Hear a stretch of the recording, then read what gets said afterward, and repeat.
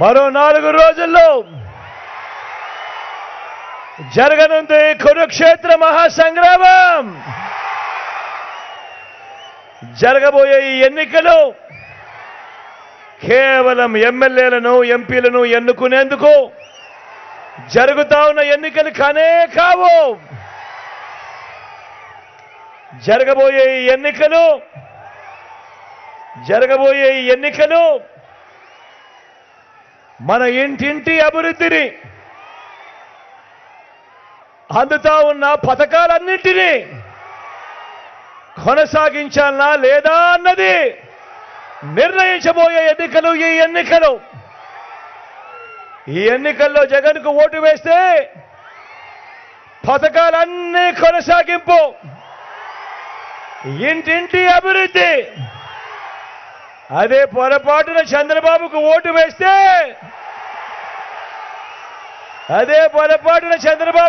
వేస్తే పథకాలన్నీ ముగింపు, మళ్ళీ మోసపోవటమే. చంద్రబాబును నమ్మటము అనంటే కొండ చిలువ నోట్లో తలకాయ పెట్టడమే అన్నది ప్రతి ఒక్కరిని కూడా గుర్తుంచుకోమని కోరుతా ఉన్నా. ఇదే తన గత చరిత్ర చెప్పిన సత్యం. ఇదే సాధ్యం కాని హామీలతో తానిచ్చిన మేనిఫెస్టోకు ఇదే అర్థం. ఈ విషయాలు ప్రతి ఒక్కరిని కూడా గుర్తుపెట్టుకోవాల్సిందిగా కూడా మీ అందరితో కూడా సవినయంగా కోరుతా ఉన్నా. మొన్న ఈ మధ్యనే చంద్రబాబు ప్రధానమంత్రిని, దేశ హోంమంత్రి గారిని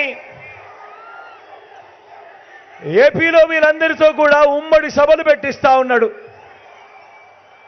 ఈ ఉమ్మడి సభలు పెడుతూ చంద్రబాబు నాయుడు, ప్రధానమంత్రి అమిత్ షాను, చంద్రబాబు నాయుడు వీళ్ళందరితో కూడా ఉమ్మడి సభలు పెట్టిస్తా ఉన్నప్పుడు ప్రజలంతా కూడా ఏం ఆశించారు వీళ్ళ దగ్గర నుంచి? ప్రధానమంత్రి వస్తా ఉన్నాడు, అమిత్ షా పెడతా ఉన్నాడు, చంద్రబాబు నాయుడు పక్కన కూర్చోబెట్టుకొని వీళ్ళందరితో సభలు పెట్టిస్తా ఉన్నారు కదా. మరి వీరందరి దగ్గర నుంచి ప్రజలందరూ ఏం ఆశించారు? ప్రజలందరూ కూడా 10 ఏళ్ల క్రితమే మనకు రావాల్సిన ప్రత్యేక హోదా కనీసం ఇప్పటికైనా కూడా వీళ్ళు ఇస్తారేమో,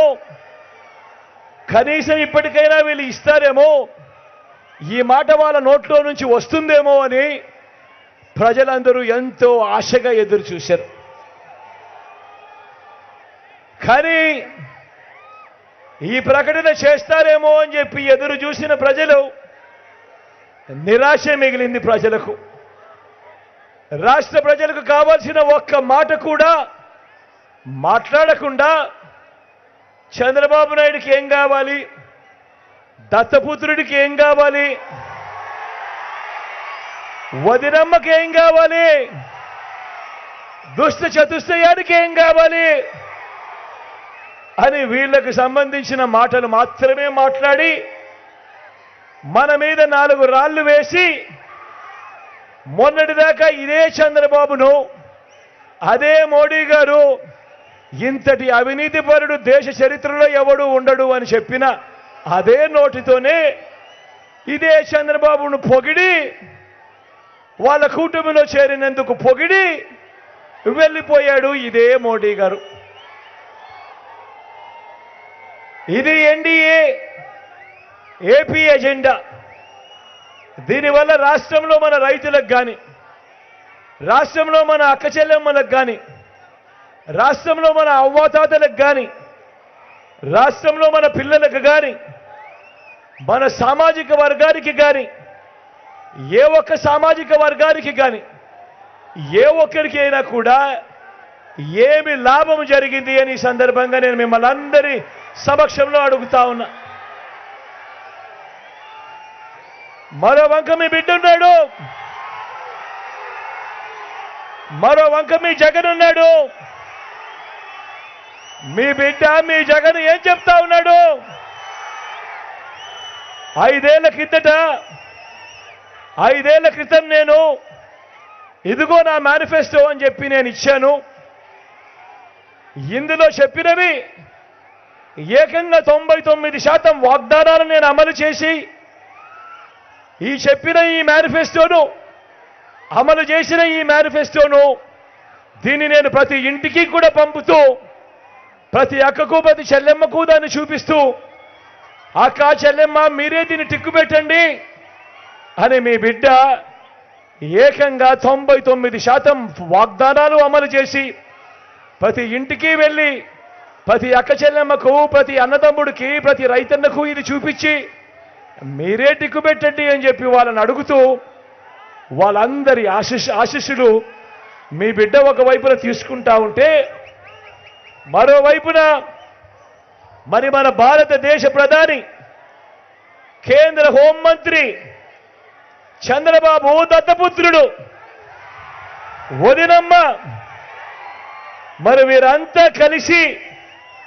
2014లో వీళ్ళు ఇచ్చిన మేనిఫెస్టోను వీళ్ళు కూడా చూపించి ఇదిగో అప్పట్లో మేము ఇచ్చిన మేనిఫెస్టోను ఇదిగో ఇవన్నీ కూడా మేము చెప్పాము.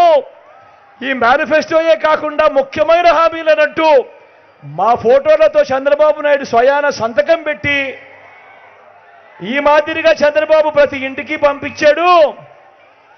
ఈ మాదిరిగా చంద్రబాబు పంపించిన సంతకం పెట్టి మా ఫోటోలు పెట్టి చంద్రబాబు మా ఇంటికి పంపించాడు, మీ ప్రతి ఇంటికి పంపించాడు. మీ ప్రతి ఇంటికి పంపించిన ఈ ముఖ్యమైన హామీలన్నీ కూడా మేము నెరవేర్చాము అని వీళ్ళు ఎందుకు చెప్పలేకపోతా ఉన్నారు అని చెప్పి మీ అందరి సమక్షంలో వీళ్ళని అడుగుతా ఉన్నా. మరి కూటమంటారు, డబుల్ ఇంజిన్ అంటారు, కూటమంటారు, డబుల్ ఇంజిన్ అంటారు. మరి 2014లో ఇదే ముగ్గురు కలిసి చంద్రబాబు సంతకం పెట్టి ఇంటింటికి పంపించిన పాంఫ్లెట్, ఇంటింటికి పంపించిన వాళ్ళ మేనిఫెస్టోలోని ముఖ్యమైన అంశాలకు వాళ్ళు దానినే చేయకపోతే, అందులో చెప్పిన ఏ ఒక్కదాన్ని చేయకపోతే ఇక వీళ్ళు డబుల్ ఇంజను అని చెప్పి ఎందుకంటా ఉన్నారు అని చెప్పి ఇదే సందర్భంలో మీ అందరి సమక్షంలో అడుగుతా ఉన్నా.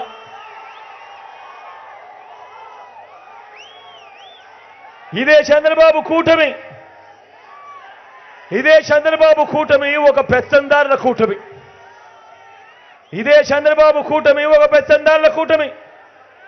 మొన్న ఈ మధ్య కాలంలోనే అమిత్ షా వచ్చాడు. చంద్రబాబును పక్కన పెట్టుకొని తాను మాట్లాడుతూ ఉన్నాడు. ఈ పెత్తందారుల కూటమి అంతా కూడా పేద పిల్లలకు గవర్నమెంట్ బడులలో ఇంగ్లీష్ మీడియం చదువులు చెప్పిస్తా ఉంటే తట్టుకోలేని పెత్తందారులు వీళ్ళంతా కూడా. పేద పిల్లలకు గవర్నమెంట్ బడులలో ఇంగ్లీష్ మీడియం చెప్పిస్తా ఉంటే ఈ పెత్తందారుల కూటమి వ్యతిరేకిస్తా ఉన్న పెత్తందారుల కూటమి వీళ్ళు. నేను అడుగుతా ఉన్నా, మొన్న అమిత్ షా వచ్చి ఈ మాటలు మాట్లాడుతా ఉన్నా ఈ ఢిల్లీ పెద్దలను అడుగుతా ఉన్నా, ఈ చంద్రబాబును అడుగుతా ఉన్నా, ఈ దత్తపుత్రుడిని అడుగుతా ఉన్నా, వీళ్లకు మద్దతు ఇస్తా ఉన్నా రామోజీరావును, ఈనాడు రామోజీరావుని అడుగుతా ఉన్నా, ఆ రాధాకృష్ణని అడుగుతా ఉన్నా, TV5ని అడుగుతా ఉన్నా,